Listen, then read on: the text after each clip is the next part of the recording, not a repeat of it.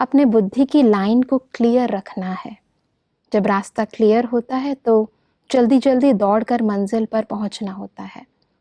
फिर आगे चलकर परमात्मा कहते हैं कि पुरुषार्थ की लाइन में कोई रुकावट हो तो उसको मिटाकर लाइन क्लियर करना, इस साधन से ही अव्यक्त स्थिति की प्राप्ति होती है।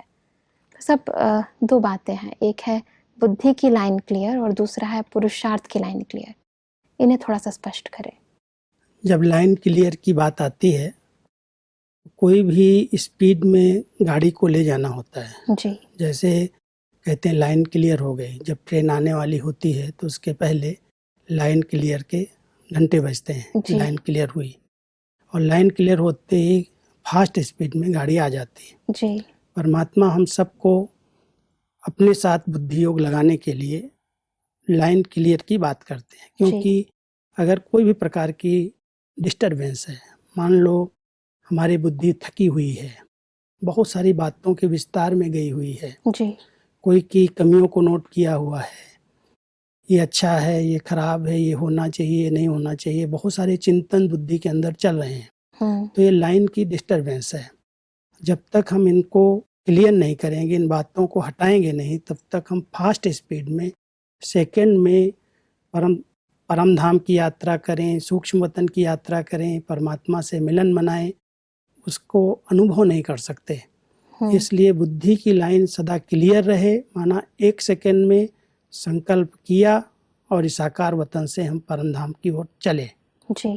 तो वो है लाइन क्लियर बुद्धि की। लेकिन इसके बीच में जो पुरुषार्थ हमारा चल रहा है, सारे दिन की दिनचर्या जो हमारी है, जिसको हम कहते हैं पुरुषार्थ है हमारा, उस पुरुषार्थ में भी बहुत सारी बातें अपने संस्कारों की, अपनी कोई ऐसी कमियां हैं, कमजोरियां हैं, अलबेलापन है, आलस्य है, वो रुकावट डालता है। तो पुरुषार्थ की लाइन में ये सब बातें आती हैं जो हमारे दैनिक कर्म के अंदर हैं।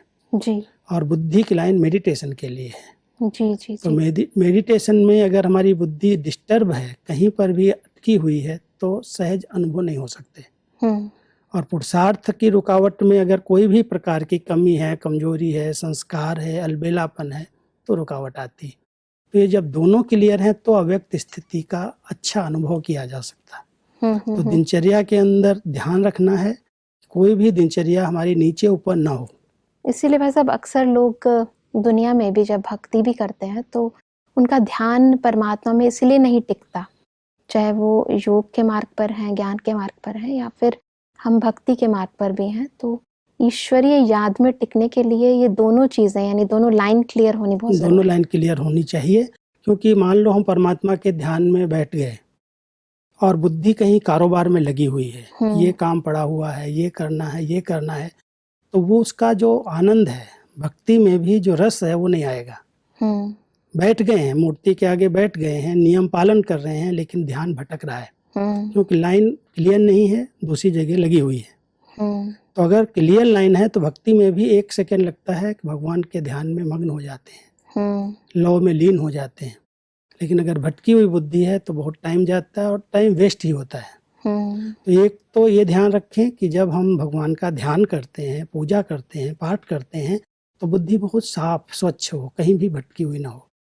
और दूसरा, पुरुषार्थ के मार्ग में, माना हमारी जो दिनचर्या है, जो हमारे कर्म हैं, उसके अंदर अटेंशन रहे कि वो भी क्लीन और क्लियर हो, कहीं पर भी अलबेलापन, आलस से कोई भी प्रकार की रुकावट उसमें बाधा न डाले।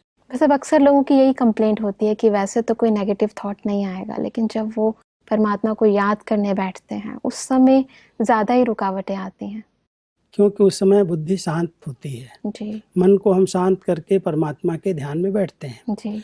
तो शांति के कारण वो स्पष्ट बातें याद आने लगती हैं, जी। जो छिपी हुई थी वो जैसे सामने आ जाती हैं। इसलिए कई बार बुद्धि वहाँ चली जाती है। मेडिटेशन में भी ऐसे होता है, जो बातें बहुत पुरानी कभी याद नहीं की होंगी, एकाग्रता में बैठेंगे, ज्यों परमात्मा को याद करने लगे, फट से इधर बुद्धि आ जाएगी, जो बातें भूली हुई थी वो भी याद आ जाएंगी। क्योंकि शांति की शक्ति ऐसी है जो कई बातों को इमर्ज कर देती है।